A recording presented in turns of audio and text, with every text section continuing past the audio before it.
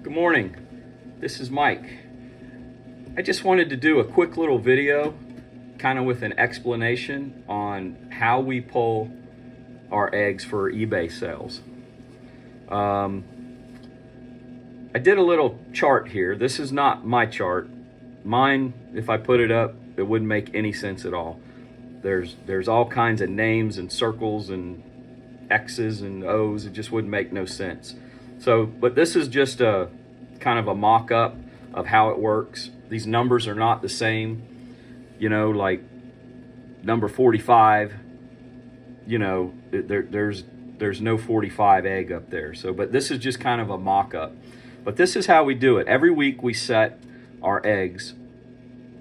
Every egg is numbered. This is the pin, and then this is how many they've laid so far. So this bird has laid 1, 2, 3, 4, 5, 6, 7 eggs total so far.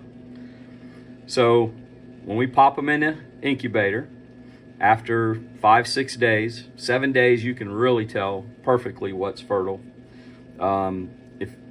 If you haven't done it a lot, it's kind of hard to tell on day 5. We check everything on day 5. It's pretty obvious, but day 6 or 7, you can really tell. So we mark all the eggs that are not fertile. We cross them off. And then the eggs that are fertile, we put it in green. So when it is time for an order to go out for eBay, we only send out 1 or 2 orders a week. So this is the day we're going to pull eggs for like our first order. So we're going to pull 6 eggs to ship out. So we're going to come through here and naturally go, okay, bird 45, pen 45 has laid nothing but fertile all the way. So we're going to pull that number 7 egg from that pin. So we just come up here and we find number 7. Like I said, these numbers don't match, but we find egg number 7 and we pull that egg aside. We pull number 9. They've all been fertile so far. This bird's had 1 infertile. So we're going to pull that one. Not every single egg is always going to be fertile. Like this one, the first 2 eggs were not fertile, but the next 5 or 6 were. So we're going to pull that one. And the reason why we do this, we could not pull better eggs.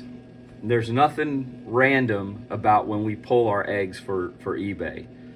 So, stuff happens in the mail. You hear me talk about all the time how not to buy shipped eggs.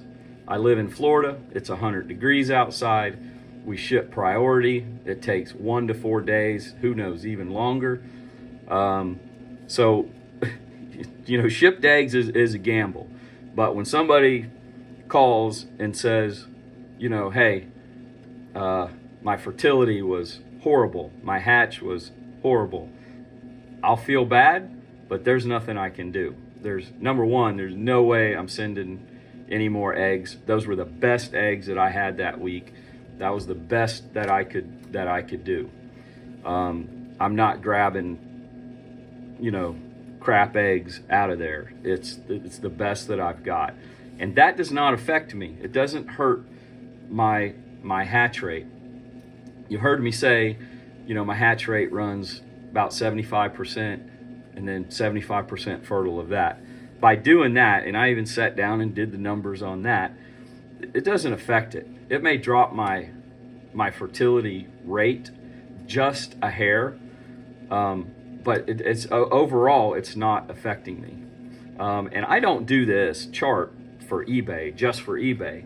I do this because if you're raising birds, this is a good thing to do. Because if you have a hen that say, my birds are all pretty good now, but starting off, back in the day, if I had a hen that nothing was fertile and I switched to male, if you're not tracking everything, you wouldn't even know that hen's not fertile. You would just take your eggs and pull them out of the incubator and go, okay, I had 5 that weren't fertile, but you'd have no idea where they're from or what bird. So you put a new male. We always keep extra males. You put a new male with that hen, You give her a week or so, and if she's still not fertile, she's history. She does not stay here on our little small farm. We don't sell her naturally, but she's gone. So over time, we've been doing this 4 or 5 years. That's, I know this is all kind of simple, but that's how you create a good line of birds. Everything you have is pretty fertile. You get rid of the birds that aren't, and you don't keep those bloodlines, and you go from there. The bloodlines of the Mearns are still thin. There is no perfect bloodline out there. Well, who knows? I don't know what's out there. This is what I have, and this is what I do.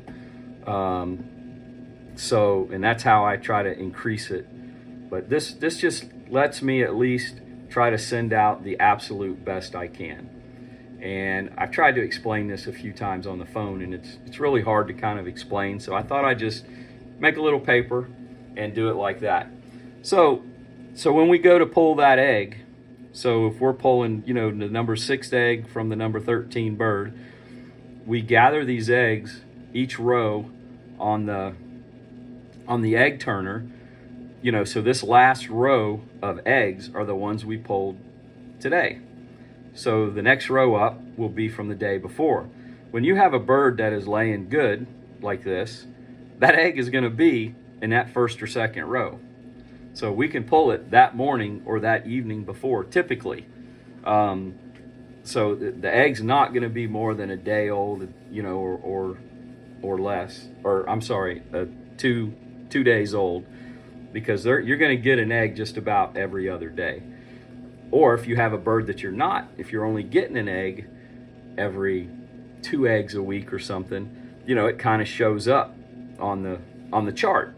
So you can say, that hen's not the greatest. You want a hen that's going to lay you 45, 50 eggs minimum a year. If you get a hen that only lays 10 eggs in a year, that hen's not going to stick around here. But if you don't track like this, there's no way you really know what's going on. If you go out there and put a mark on your pen every time they lay an egg or something, that's okay, but you don't really know what's going on with that bird. This way, you really know. And then we take it one step farther, and that's could be for another video, but on these eggs now, that say all these eggs right here that are in the incubator, when it's time to hatch, then we circle the ones that hatch and the ones that didn't hatch.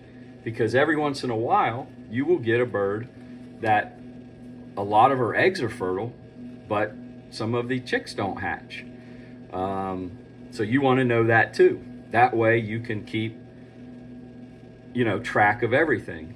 And I know this is overkill, but when you're dealing with kind of a rare bird, that it's a limited bloodlines that are out there, I wish everybody would kind of pitch in and help trade a little more bloodlines to help make it better. But I just don't know how many good bloodlines are out there. Like I had said before, I'm friends with some old time guys that, they've got some pretty decent connections on how to get birds in different bloodlines. So we do the best we can, and I'm doing the best I can, like when I ship out the eggs. So, but that's it. I just thought I would share that video to try to make it a little more clear, on what we ship out and how we come up with the eggs that we do ship out. So far, everybody I've talked to said they're having a real good season. I think there's going to be a ton of birds on the market this year. So we're excited to go forward. We're expecting our first hatch on the 15th of June. So, and as soon as that pops out, we'll share that. We set 45 eggs in that hatch. We had, I think it was 38 fertile. And so we'll see how it goes. You never know. But thanks for watching. and we'll catch you on the next one.